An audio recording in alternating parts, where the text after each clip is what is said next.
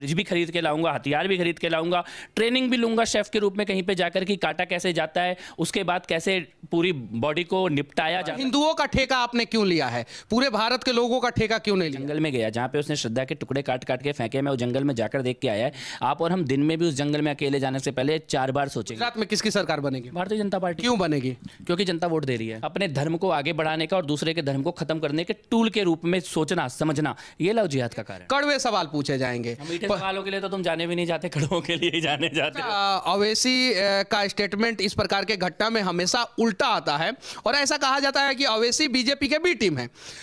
इसकी कितनी सच्चाई है? 6 लोग जहर खा के मर गए नवादा में, वहां पे आप क्यों नहीं पहुंचे? क्योंकि हत्यारा जो है मुसलमान नहीं था, इस वजह से। अंतहीन हो चुका है सिलसिला मनीष भाई, अंतहीन हो चुका है। और आपने ध्यान में लाया है तो मैं जरूर ये कोशिश करूंगा कि कम से कम हमारे बिहार के साथी उस परिवार के पास, उनके लोगों के पास जाके खड़े हो। इस देश में जो लगातार बम ब्लास्ट होते थे, कभी बंबई में होता था, कभी गुवाहाटी में होता, कभी दिल्ली में होता था, उस पर रोक किसने लगाया है? कभी हम सब लोग पोल्यूशन से पीड़ित हैं, लेकिन पोल्यूशन अभी तक राजनीति का मुद्दा बन नहीं पाया है। क्यों नहीं बन पा रहा है? आप लोग बना नहीं पा रहे हैं या बन नहीं पा रहा है?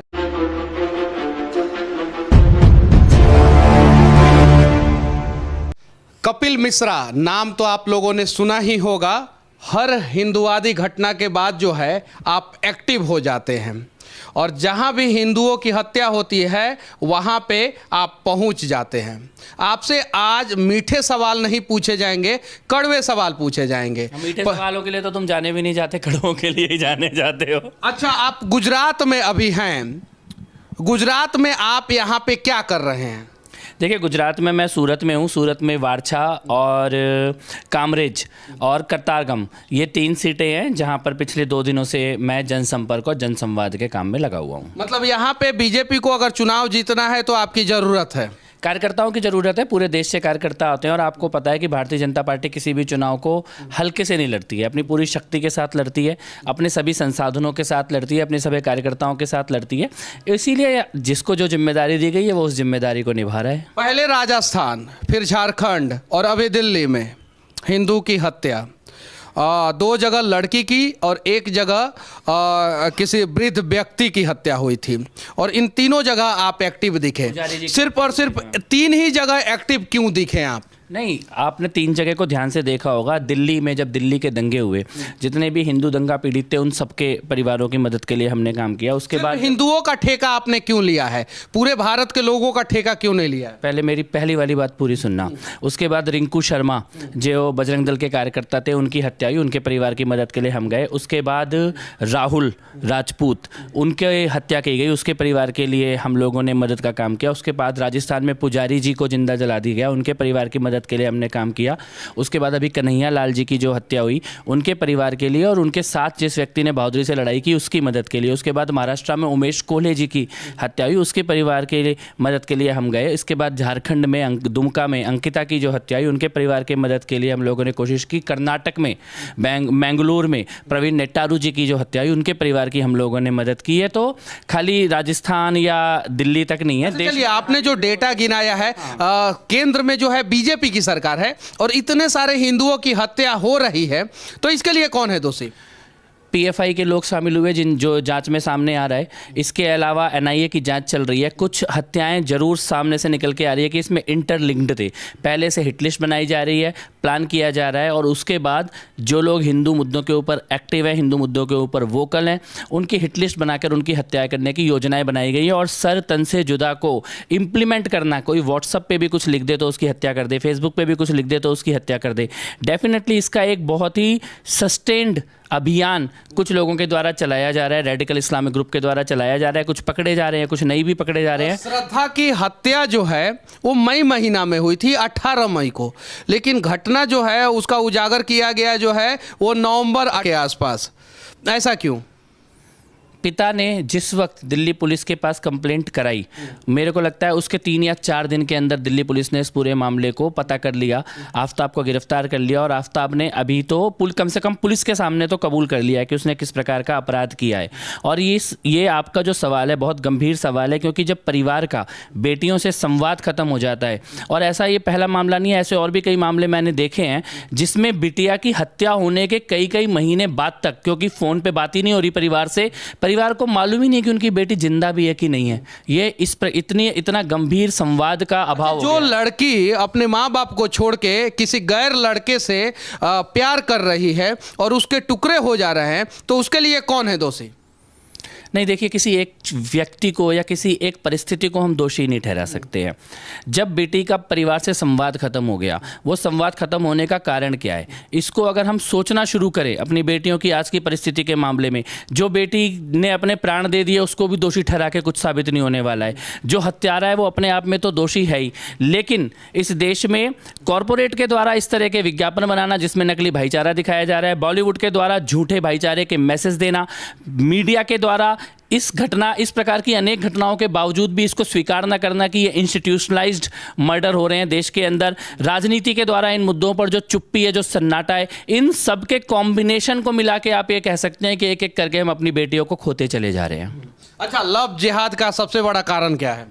जिहाद की मेंटेलिटी, मानसिकता, जो एक स्त्री को, एक बेटी को बेटी के तौर पे ना देखकर प्रेम को भी अपने धर्म को आगे बढ़ाने का और दूसरे के धर्म को खत्म करने के टूल के रूप में सोचना, समझना, ये लव जिहाद का कारण है। अच्छा, श्रद्धा की हत्या के पीछे सबसे बड़ा कारण क्या हो सकता है, क्योंकि इस केस को जो है आपने बारीकी से स्टडी किया है? नहीं, देखिए, श्रद्धा की हत्या खाली आफ्ताब ने श्रद्धा को ही मारा है कि आज तक, या इससे पहले भी और किसी लड़की को मारा है, इससे पहले भी हत्याएं की है? उसकी मेंटेलिटी क्या थी, किन परिस्थितियों में उसने निर्णय ले लिया कि फ्रिज भी खरीद के लाऊंगा, हथियार भी खरीद के लाऊंगा, ट्रेनिंग भी लूंगा शेफ के रूप में कहीं पे जाकर कि काटा कैसे जाता है, उसके बाद कैसे पूरी बॉडी को निपटाया जाता है, उस पूरी प्रक्रिया से वो लड़का गुजरा है और सोच समझ के कोल्ड ब्लडेड मर्डर किया है उसने श्रद्धा का। और उसने अपने कबूलनामे में ये भी बोला कि मैं तो एक हफ्ते पहले ही मारने की सोचा बैठा था। तो आप ये सोचिए कि कोई व्यक्ति किस प्रकार से एक लड़की के साथ रह भी रहा है और मन में ये निश्चित भी कर रहा है कि मैं इसको मारूंगा, कैसे मारूंगा, काटूंगा, इसकी बॉडी को निपटाऊंगा कैसे। ये दरिंदगी, ये असंवेदनशीलता, ये कहाँ से आ रही है दिमाग के अंदर? श्रद्धा का जो वो अंग, जैसे 2 किडनी होता है, लीवर होता है, जो बेचा जा सकता है इंटरनेशनल मार्केट में, जिसका जो है बहुत ज़्यादा कॉस्ट है, वो अभी तक पुलिस ने बरामद नहीं किया। हालांकि इतने दिनों में वो अंग जो है वो सड़ भी जाते हैं और ख़त्म भी हो जाते हैं।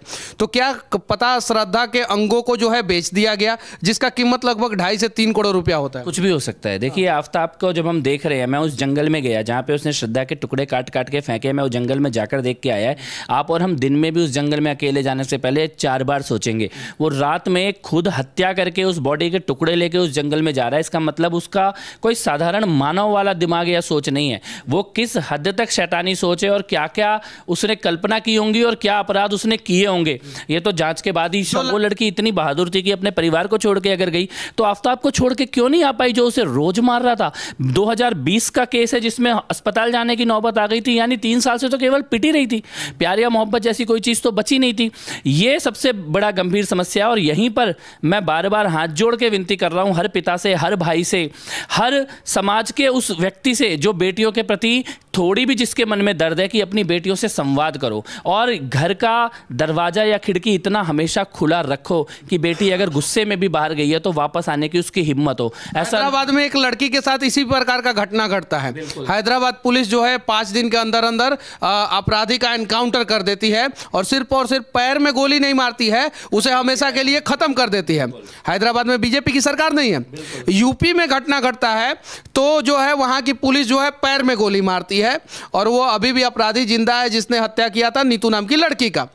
उसके बाद से दिल्ली में घटना घटता है तो दिल्ली पुलिस जो है अपराधी को लेकर जंगल जंगल घूम रहा है। तो क्या इससे अपराधियों का मनोबल नहीं बढ़ेगा? डेफिनेटली मनोबल बढ़ता है। डेफिनेटली मनोबल बढ़ता है। अपराधियों को किस प्रकार से सजा दिया? हैदराबाद रोल मॉडल है। हैदराबाद रोल मॉडल है और मेरे को ये लगता है कि राजनीति से परे, पार्टियों से परे उठकर किसकी कहाँ पे सत्ता है, मुझे ये लगता है कि कानून और व्यवस्था का खौफ अपराधियों के मन में होना चाहिए और उस खौफ को स्थापित करने का एक ही तरीका है कि आप इनको दया या मानवता के चश्मे से नहीं देख सकते इस प्रकार के अपराधियों को। अच्छा, अवैसी का स्टेटमेंट इस प्रकार के घटना में हमेशा उल्टा आता है और ऐसा कहा जाता है कि अवैसी बीजेपी के बी टीम है। इसकी कितनी सच्चाई है? नहीं, वही लोग ऐसा कहते हैं, वही लोग ऐसा कहते हैं जो ये सोचते हैं कि मुसलमानों का वोट बैंक के तौर पर इस्तेमाल करो और वही काम जब ओवैसी करता है तो उनको ये भी लगने लगता है कि ये कहीं हमारा वोट बैंक। तो ये खाली इन पार्टियों की आपस की, कांग्रेस की, आम आदमी पार्टी की, समाजवादी की और ओवैसी की आपस की मुसलमानों के वोट की लड़ाई है। ओवैसी उनको बी टीम बोलेगा, वो उनको बी टीम बोलेगा, लेकिन अंत में लड़ाई खाली इतनी है कि इनमें से मुसलमानों का वोट कौन लेके जाएगा। आखिरी में सबसे कड़वा सवाल मैं आपसे पूछने जा रहा हूँ। एक हत्या झारखंड में होता है, आप पहुँच जाते हैं। एक हत्या महाराष्ट्र में होता है, पहुँच जाते हैं। कर्नाटका में होता है, पहुँच जाते हैं। राजस्थान में, गुजरात में, जहाँ भी होता है वहाँ पे आप पहुँच जाते हैं।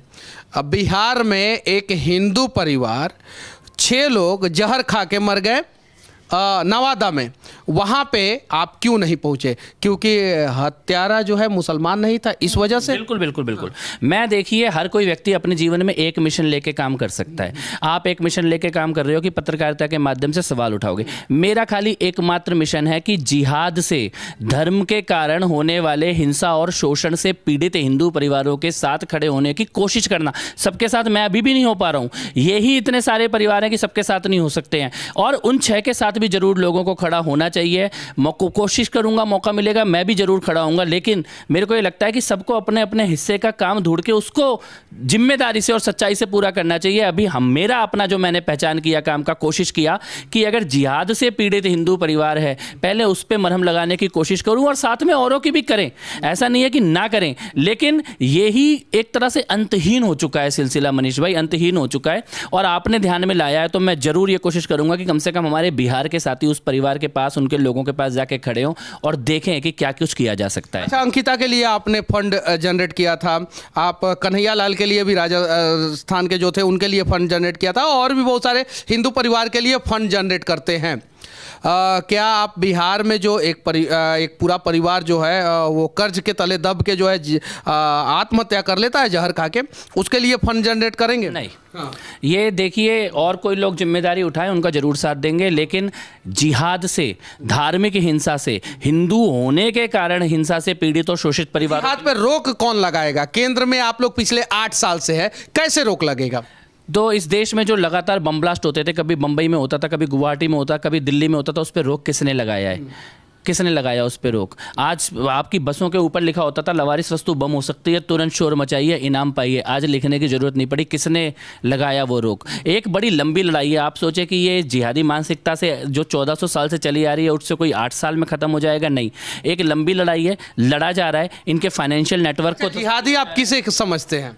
जो ये सोचता है कि मेरे को खाली इस्लाम की हुकूमत साबित करनी है, उसको सबके ऊपर थोपना है, जबरदस्ती अपने धर्म को सबके ऊपर थोपना है, जो साथ में रहने की सोच को स्वीकार ही नहीं कर पा रहा है, उसको जिहादी मानता है। अच्छा, ये ऐसा लगता है कि श्रद्धा और आफ्ताब केस की वजह से जो है गुजरात चुनाव और दिल्ली एमसीडी चुनाव पे असर पड़ेगा और भाजपा को फायदा होगा? नहीं।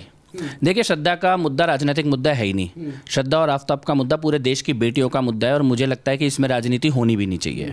सबको एक साथ बोलना चाहिए कि इस प्रकार की हत्याएं रुकनी चाहिए, बेटियों से संवाद शुरू होना चाहिए। और श्रद्धा और आफ्ताब के मुद्दे पे मैं बार बार एक बात और कह रहा हूँ कि आप कंक्लूड मत करो कि लव जिहाद है, लेकिन ये भी कंक्लूड मत करो कि लव जिहाद नहीं है। जांच पूरी होने दो। आफ्ताब की मेंटेलिटी, आफ्ताब के मोबाइल के रिकॉर्ड, आफ्ताब किन लोगों से संपर्क में था, क्या सोच के साथ उसने ये हत्या की है, ये एक बार समाज के सामने आनी जरूरी है। गुजरात में किसकी सरकार बनेगी? भारतीय जनता पार्टी। क्यों बनेगी?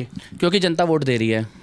27-28 साल से आप लोग हैं, अमीरों के लिए बहुत कुछ किए हैं गुजरात में, सड़कें चिकनी है, बहुत सारी चीज़ें हैं। गरीबों के लिए बीजेपी ने गुजरात में क्या किया है? 27 साल से खाली अमीरों के वोट से सरकार नहीं बन रही है, ये तो आप मानोगे ना। तो कुछ तो किया होगा। और आप तो पब्लिक के बीच में गए हो, मैंने देखा है मोरबी के पुल के मामले में भी आपने बहुत सीधे जनता के बीच में जाके सवाल किए हैं। गुजरात में जगह जगह आप जा रहे हो।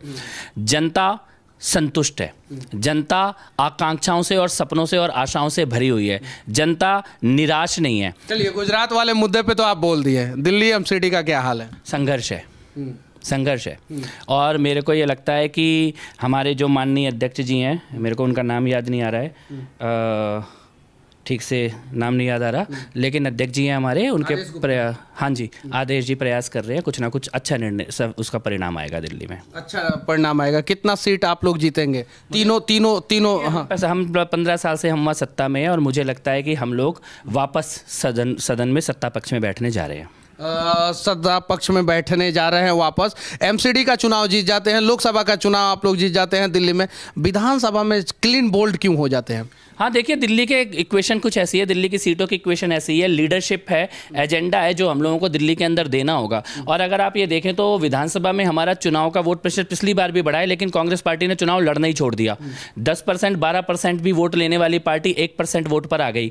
तो ये जो ध्रुवीकरण हो रहा है दिल्ली के अंदर, उस राजनीति को अगले अगले चुनाव में हम किस प्रकार से टैकल करते हैं, देखना आवश्यक एक होगा। बात समझिए, दिल्ली के लोगों को सबसे ज्यादा परेशानी जो है पॉल्यूशन के वजह से है, और एक आंकड़ा के अनुसार दिल्ली में सबसे ज्यादा मौत जो है वो प्रदूषित हवा के वजह से बन रहा है। विपक्ष में बीजेपी है, इसे मुद्दा क्यों नहीं बना पा रहा है? मनीष जी, आपको ये बात समझनी होगी और मेरे को भी, हम सब लोग पॉल्यूशन से पीड़ित हैं, लेकिन पॉल्यूशन अभी तक राजनीति का मुद्दा बन नहीं पाया है। क्यों नहीं बन पा रहा है? आप लोग बना नहीं पा रहे हैं या बन नहीं पा रहा है? नहीं, जो भी विकासशील देश है उनमें जनता पॉल्यूशन के ऊपर वोट करे, एनवायरनमेंट के ऊपर वोट करे, ग्रीन पॉलिटिक्स के ऊपर वोट करे।